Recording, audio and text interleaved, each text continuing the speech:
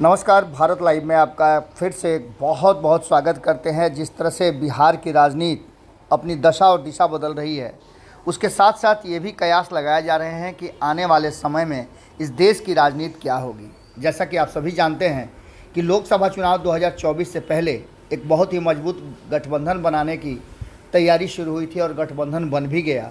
India गठबंधन के नाम से मोदी विरोधी और कहा जाए तो एनडीए विरोधी एक गठबंधन बना, जिस गठबंधन को लेकर के कहा जा रहा था कि सब कुछ ठीक ठाक है और ये गठबंधन इतना मजबूत है कि आगे भारतीय जनता पार्टी के लिए और एनडीए के लिए बड़ी मुश्किलें खड़ी कर देगा। इस बीच में कई ऐसी बातें सामने आ गईं जिसको लेकर के और उत्साहित हो गया, चाहे वो कर्नाटक का चुनाव हो या फिर इस साल होने वाले अन्य राज्यों के चुनाव में एकजुटता दिखाने की बात।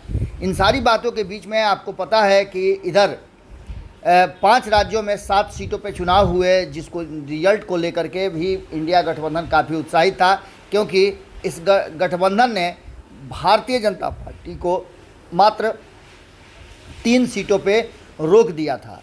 अब इंडिया गठबंधन की 4 सीटों पे हुई जीत को लेकर के जहां उत्साह मनाया जा रहा था, वहीं आपको बता दें कि जब इस गठबंधन की बैठक समन्वय समिति की हुई तो उसके बाद से कई तरह की बातें सामने आई। पहले तो नीतीश कुमार महाराष्ट्र की बैठक से कहा जा रहा है कि नाराज़ होकर के बाहर निकल गए थे।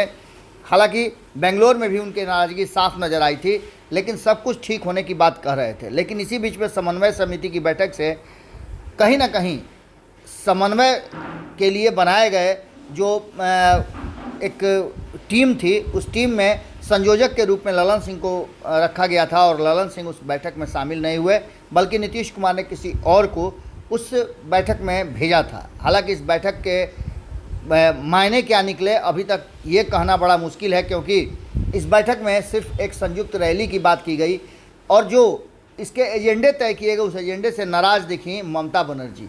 अब एक बार फिर से इस पूरे मामले में एक और बड़ी बात सामने आई है, और बात है कि जिस तरह से उपचुनाव में 7 सीटों पे एक साथ लड़ने की एक छोटी सी शुरुआत की गई थी इंडिया गठबंधन के तरफ से, उसमें उत्तर प्रदेश के घोसी सीट और उत्तराखंड की बागेश्वर सीट पर हुए उपचुनाव के बाद कांग्रेस और समाजवादी पार्टी में आपसी जंग शुरू हो गई है।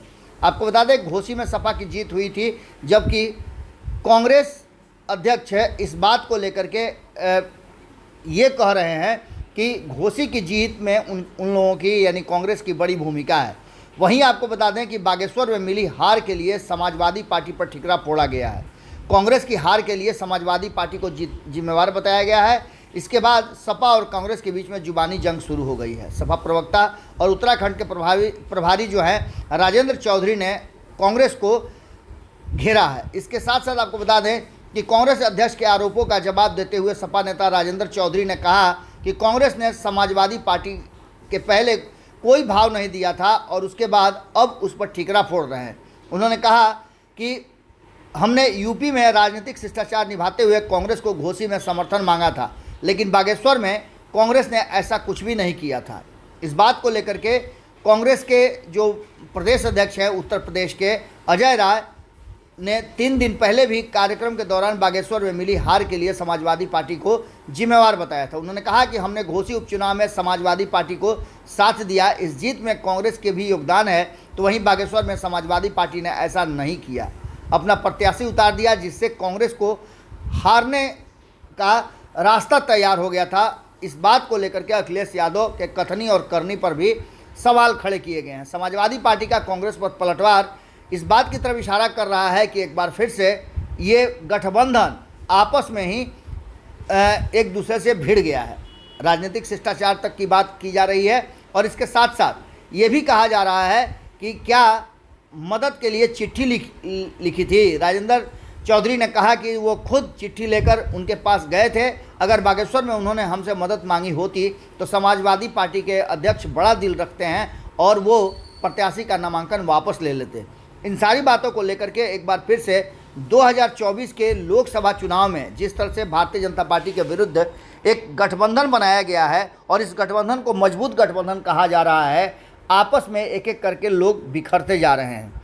अब देखना दिलचस्प होगा कि कैसे इस गठबंधन को कांग्रेस और लालू प्रसाद एकजुट रख पाते हैं, क्योंकि अब तक गठबंधन की जो गतिविधियां रही है उसमें लालू प्रसाद की भी भूमिका मजबूत रही है। चाहे पटना की बैठक हो, बेंगलोर की बैठक हो या फिर महाराष्ट्र की बैठक, लालू प्रसाद ने लीड किया है और वो ये भी कह रहे हैं कि वो फिट हो गए हैं, नरेंद्र मोदी को फिट कर देंगे।